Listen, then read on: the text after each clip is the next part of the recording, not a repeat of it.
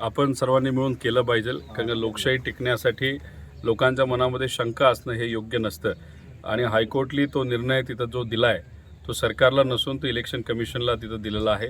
त्यामुळे election commission योग्य अशी माहिती लवकरात लवकर तिथं देईल, कारण का हायकोर्टला सुद्धा आश्चर्य वाटलं की 6 नंतर 75 लाख मतदान या महाराष्ट्रामध्ये झालेलं आहे, ते अचानक झालं आहे. आता ते मशीनली केलं आहे का कसं केलं आहे हे सुद्धा आपल्याला तिथं बघावं लागेल.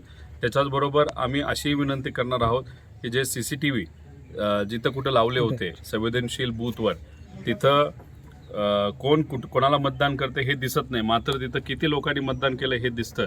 जर 100 लोकांनी मतदान केलं असेल तर मतदानाचा आकडा 100च असावा अशी आमची अपेक्षा आहे. पण अनेक लोकांचं असं मत आहे की जिथं 100 मतदान झालं आहे तिथं कागदावर 110 120 तिथं मतदान देते. मग मशीनमध्येच काय अशा गोष्टी केल्या होत्या का?